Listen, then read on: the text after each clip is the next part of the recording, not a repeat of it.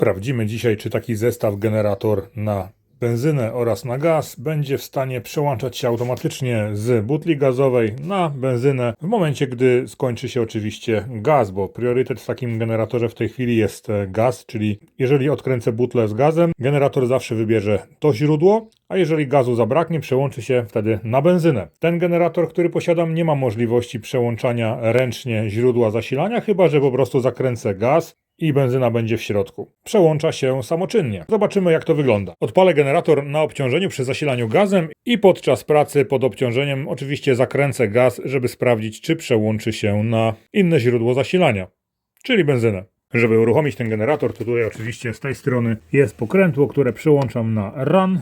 W tym momencie powinno zaświecić mi się źródło zasilania i przełączyło się w tej chwili, tak jak widzicie, na LPG. Gaz odkręcam na LPG, ponieważ jeszcze było coś w wężu, jakieś ciśnienie, i odkręcimy butlę z gazem.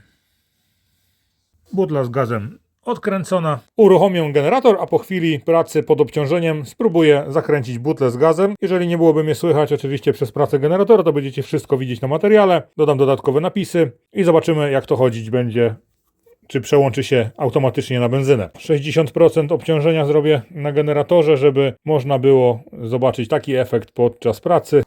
Odpalamy generator przyciskiem.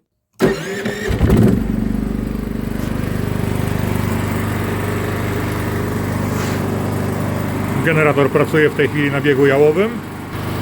Nie ma jeszcze obciążenia. Za chwilę dorzucę mu 60%.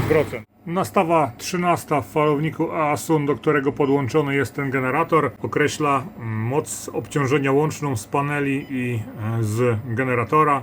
Do ładowania oczywiście akumulatora ustawione jest 40 A w tej chwili, zobaczcie. 40 A łącznie z paneli, które już dają tylko 3 A i reszta poleci sobie z generatora, więc takie ustawienie tutaj w tej chwili jest. Już szopki uruchomię obciążenie, żebyście widzieli, jak to idzie. W tej chwili obciążenie jest wyłączone. Zasilanie z agregatu oczywiście dochodzi, ale jeszcze mam wyłączone obciążenie. Obciążenie jest regulowane oczywiście przez ten licznik, który włącza bądź wyłącza. Oczywiście włącznik wyciągnąłem sobie w Home Asystencie. Zobaczcie, uruchomiłem go właśnie. Obciążenie powinno stopniowo wchodzić coraz wyżej do góry.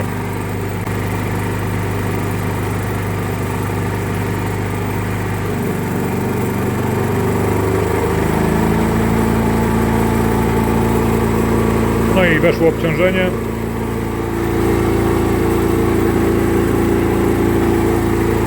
To jest agregat oczywiście 4 kW. Spaliny wyciągnąłem na zewnątrz tutaj.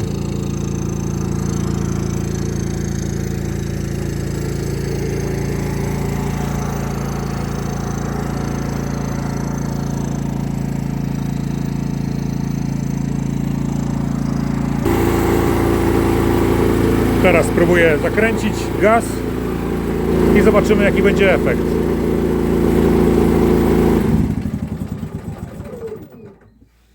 Widzicie, gaz zakręciłem, niestety generator zgasł. Niestety tak czasami się zdarza, że te generatory po prostu automatycznie się nie przyłączą, ale z doświadczenia wiem, że jak jest większe obciążenie nawet, potrafi on się automatycznie oczywiście przełączyć. Spróbujemy jeszcze raz. Pamiętajmy, że jak gaz się kończy, to też on się kończy nie tak gwałtownie, tylko płynnie, że tak powiem, ciśnienie się zmniejsza.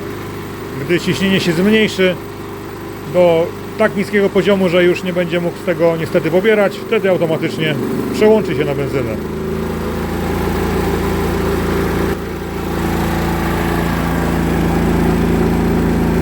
Zakręcam po troszeczku gaz.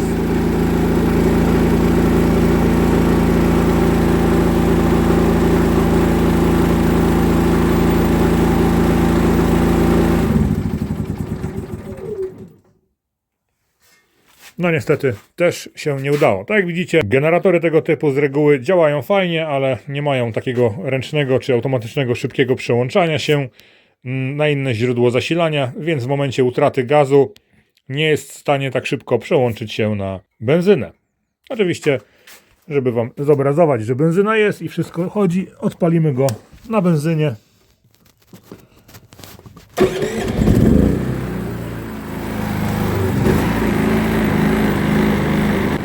wyczerpał resztkę gazu, jak widzieliście, i przełączył się na benzynę.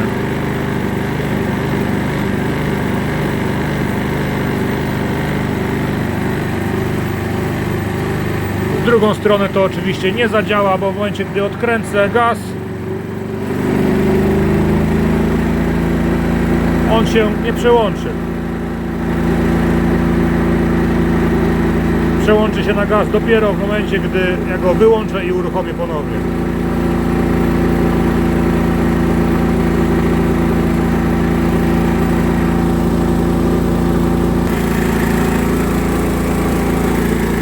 Teraz zdejmę z niego obciążenie.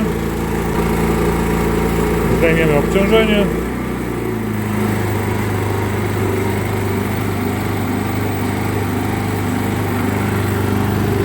I teraz go bezpiecznie wyłączymy.